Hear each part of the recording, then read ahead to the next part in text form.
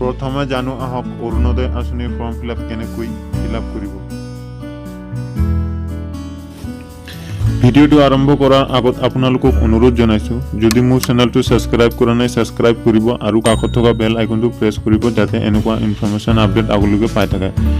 Subscribe free, গতিকে subscribe কৰি থ'ব যাতে আপোনালোকৰ প্ৰথমতে আপুনি ইয়াত জিলা লিখিব, আপোনাৰ যোনটো জিলা হয় সেইটো লিখিব। তাৰপিছত ইয়াত নগৰ বা গ্ৰাম, তাৰপিছত ইয়াত তাৰিখ লিখিব। তাৰপিছত তলত এইটো দেখি আছে ইয়াত বিৱৰণৰ ঠিকনা, ইয়াত আপোনাৰ ব্লক নাম। তাৰপিছত ইয়াত লিখিব গাঁও পঞ্চায়ত বা নগৰৰ নাম। তাৰপিছত ইয়াত লিখিব ভিলেজ, গাঁৱৰ নাম বা ৱাৰ্ড নং। তলত বসবাস কৰা নগৰ অঞ্চলৰ নাম ইয়াত লিখিব। তাৰপিছত তলত আবেদনকাৰীৰ প্ৰথম নামটো ইয়াত লিখিব। তাৰপিছত মিডিল নাম আছে যদি ইয়াত লিখিব, যদি মিডিল নাম নাই তেতিয়াহ'লে লিখিব নালাগে। তাৰপিছত ইয়াত অন্তিম চাৰনেম, টাইটেল, শেষ নেম লিখিব লাগিব ইয়াত। তাৰপিছত আপোনাৰ ইয়াত জেণ্ডাৰ লিখিব লাগিব, মেল ফিমেল আদাৰ্ছ যি হয় সেইটো লিখিব। তাৰপিছত ইয়াত ডেট অফ বাৰ্থ লিখিব লাগিব, 1/4/2020 তাৰিখলৈকে আপোনাৰ বয়স কিমান হৈছিল তাত এইটো বহাব লাগিব। তাৰপিছত ইয়াত ঘৰ নং বহাব লাগিব। তাৰপিছত বসতি স্থানৰ ইয়াত লিখিব লাগিব। তাৰপিছত থানা কোনটো হয় সেইটো লিখিব লাগিব। তাৰপিছত ইয়াত পাৰা পথাৰৰ নাম লিখিব লাগিব, পথৰ নাম। তাৰপিছত পিন কোড ইয়াত লিখিব লাগিব। তাৰপিছত তলত দেখা পাইছে ইয়াত লিখিব লাগিব মোবাইল নম্বৰ। দ্বিতীয় নম্বৰ পেজত দ্বিতীয় নম্বৰ ফৰ্মত লিখিবলৈ ক্ৰমিক নম্বৰ, চিৰিয়েল নম্বৰ সেইটো। ইয়াত নাম, আপোনাৰ পৰিয়ালত কিমান মানুহ আছে, কোন আছে, ডাঙৰৰ পৰা সৰুলৈ বহাই যাব। ইয়াত নাম লিখিব, ইয়াত বয়স লিখিব, ইয়াত লিংগ লিখিব। তাৰপিছত ইয়াত সম্পৰ্ক, তেনেকুৱা ইয়াত সম্পূৰ্ণ কিমান আছে আপোনাৰ পৰিয়ালত। ক্ৰমিক নম্বৰ দি যাব, নাম লিখি যাব, বয়স লিখি যাব, লিংগ লিখি যাব, সম্পৰ্কৰ স্থিতি লিখি যাব। তাৰপিছত তলত আহিব, তলত দেখা পাব ইয়াত বিবাহিত ডিভৰ্চ হৈছে নে স্বামীৰ পৃথক নে বিধৱা নে বিকলাংগ। যদি এই চাৰিটাৰ ভিতৰত যিকোনো এটা হয় তেতিয়া ক্লিক দিব, যদি নহয় দিব নালাগে। তাৰপিছত তলত চাব আবেদনকাৰীৰ বেংক একাউণ্টৰ বিৱৰণ, বেংক একাউণ্টৰ বিৱৰণ দিব লাগিব। ইয়াত IFSC কোড যিটো বেংকৰ পাছবুকত আপুনি ফ্ৰণ্ট পেজত পাই যাব, ইয়াত এইটো বহাব লাগিব। তাৰপিছত বেংক নেম, তাৰপিছত বেংকৰ শাখাৰ নাম ইয়াত বহাব লাগিব। তলত বেংক একাউণ্ট নম্বৰ বহাব লাগিব, সম্পূৰ্ণ শুদ্ধকৈ বহাব বন্ধুসকল, যিহেতু বেংকেই মেইন, বেংক একাউণ্ট নম্বৰেই মেইন IFSC কোড, গতিকে এইটো সম্পূৰ্ণ চাই ধুনীয়াকৈ বহাই ল'ব। তাৰপিছত ইয়াত পৰিয়ালৰ বাৰ্ষিক আয় কিমান হয় সেইটো বহাই ল'ব।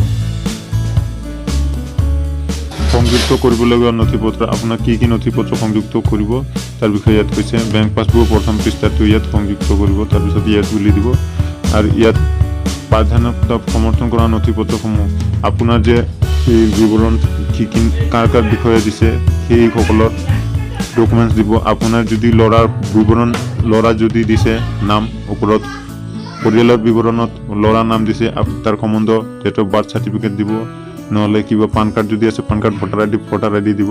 তাৰপিছত আন নথিপত্ৰসমূহ ইয়াত দিব, ভোটাৰ আই ডি, পান কাৰ্ড যি আছে, আধাৰ কাৰ্ড, সকলো ডকুমেণ্টছ ইয়াত লগাই দিব।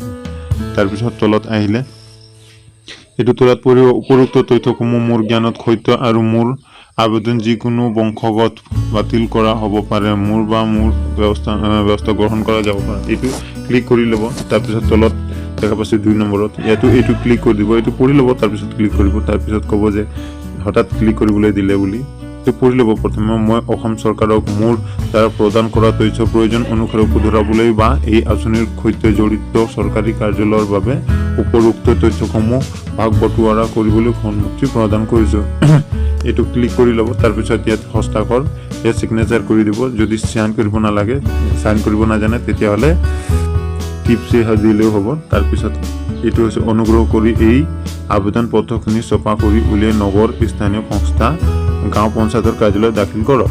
মানে আপুনি এইটো গাঁও পঞ্চায়তত দাখিল কৰিলে হয় গাঁৱৰ, আৰু যদি নগৰ হয় তেতিয়াহ'লে নগৰ স্থানীয় সংস্থাত আপুনি জমা দিব লাগিব। তাৰপিছত কাৰ্যালয় ব্যৱহাৰ, এইটো আপোনাক ফিল আপ কৰিব নালাগে, যিহেতু এইটো ফৰ অফিচ ইউজ, কাৰ্যালয় ইহঁতে অফিচতেই কৰিব, গতিকে আপোনাক এইটো কৰিব নালাগে।